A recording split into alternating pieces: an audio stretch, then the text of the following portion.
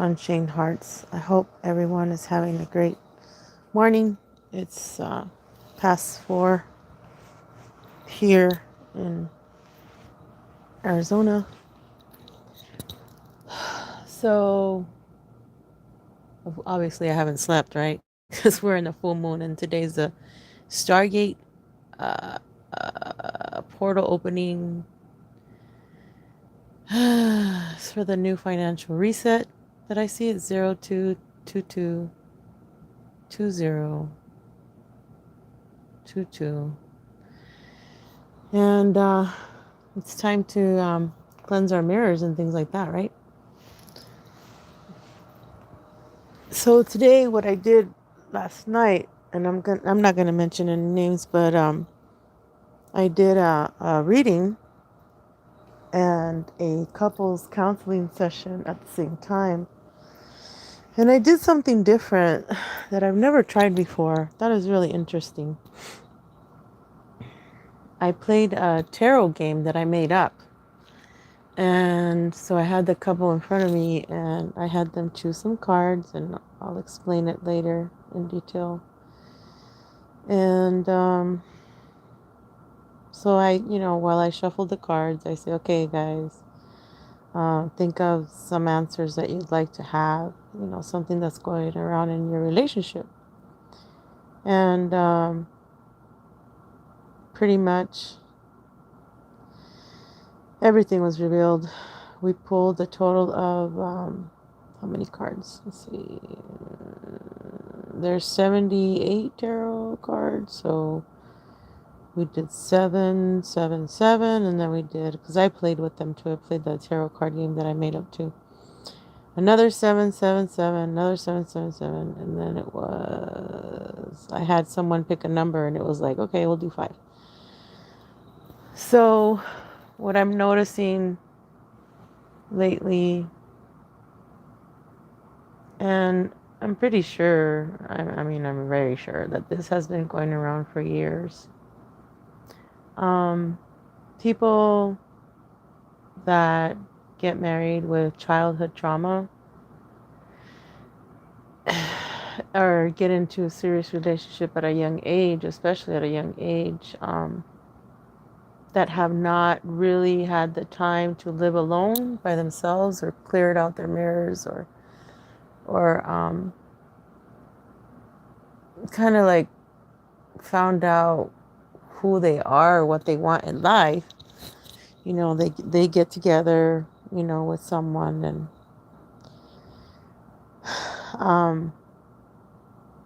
everything's hunky-dory, great, cool, everything's going great first year, and then the second year rolls around, and it's like, oh snap. One of the members in the couple would be like dependent on the other to heal their wounds, and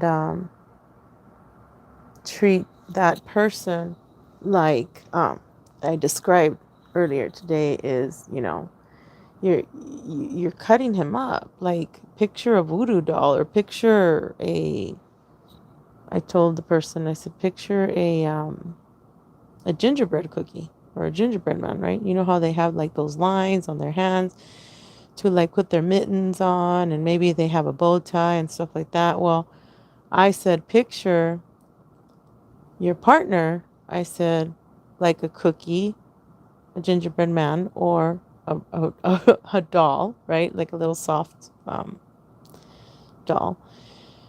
And every time you get mad at him or her, you're cutting off their limbs.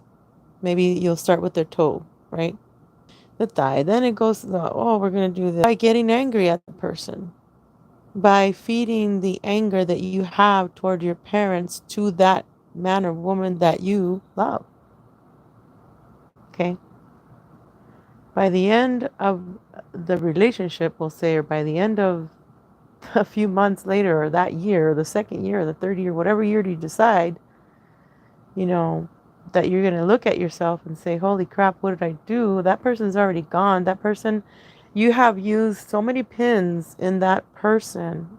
You've made that person a voodoo doll. How many times are you going to sew up that doll before it falls apart? Seriously. Like, the cotton's going to come out, right? The batting, the stitching, the hair will start falling off. I mean, seriously, the eyes. What, uh, how many pins is that person going to take from you? How much bullshit, how much shit, pretty much, is that man or woman going to take from you? That is not his or her responsibility, yo. That's your responsibility. And it's your fault, yes.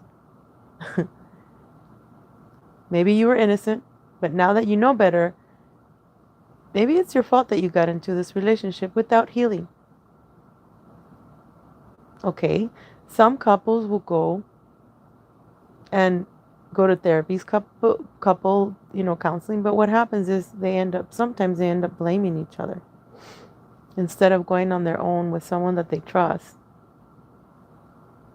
and figuring out the problems that way. Because what I find a lot is that they'll dump on this person like if they're a dump. And maybe that person is using that other person as an ATM machine because maybe that person doesn't want to work, or maybe that person is studying and wants to concentrate on that and promises that when she or he will get his degree or her degree that he or she will provide for the other person. So it is your responsibility to heal yourself before you commit to a relationship. That's what's wrong with this picture with the world.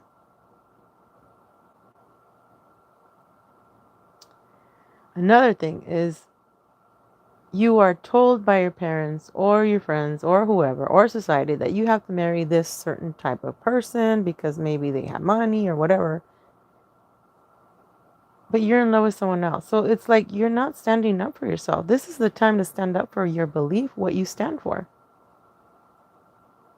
Okay? This is the time to clear your mirrors.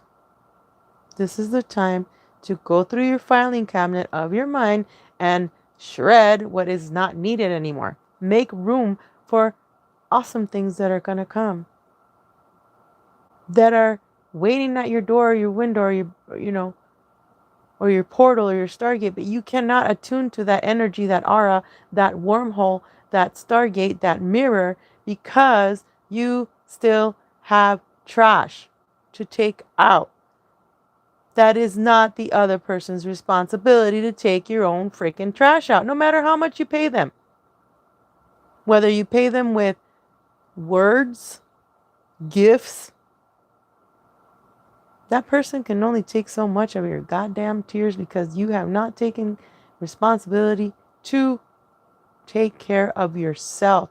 How is it that you ladies, I'm talking to you ladies now,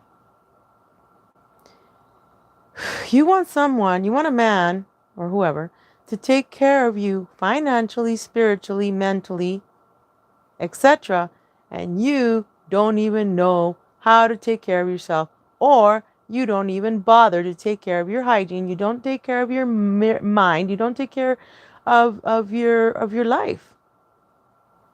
You haven't become responsible for your own path.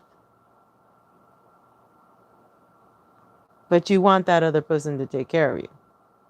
You don't even know how to take care of yourself financially, fool. So don't take it, right? I'm talking to, I'm going to be chola here. You haven't taken responsibility for yourself. You don't even know how to make money for yourself. You haven't even learned how to manifest yet. How do you expect someone else to do it for you? Seriously.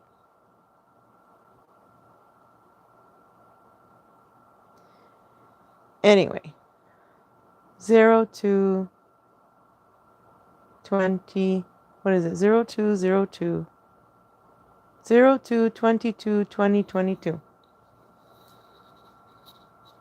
This is the time to change.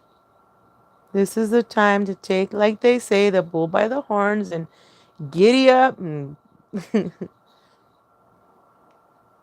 and do something for yourself. If you've wanted to start your own freaking business, do it now. If you wanted to get a divorce for many years, do it now. If you wanted to engage in like a journey, a new, I don't know, you're being called to move, to hold space, like they say, to um, to go to where another Stargate is, where your resonance or your frequency is resonating, then go do it. Maybe you've been wanting to cut ties with people that you're afraid to because they belong to your party or your social standard or whatever they call it. Maybe you grew up with that person. You've been afraid to tell them, hey, yo, I've got enough of you. I'm not your personal healer. I'm not your personal Jesus, like Depeche Mode says or whatever. You know what I mean? Now is the time. You want to open up a restaurant? Go for it. You want to open a nail salon? Go for it. You want to start counseling? Go for it. You want to start teaching classes? Well, go for it.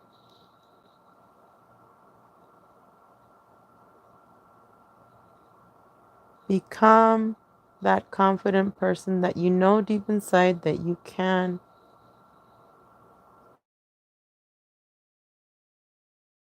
be that person. You can heal yourself.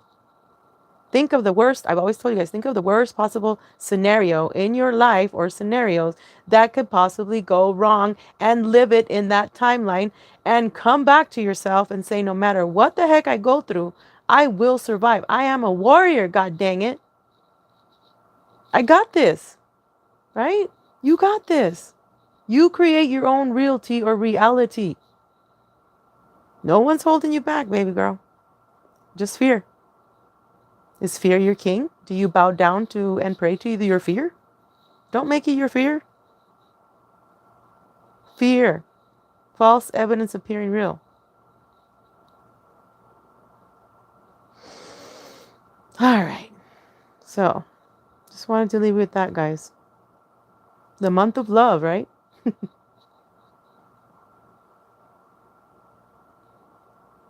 Don't let anybody take your essence. Don't let anybody take your energy, your loosh, your dreams away. No matter how tough the situation may seem. You got this. I love you guys. Ciao for now.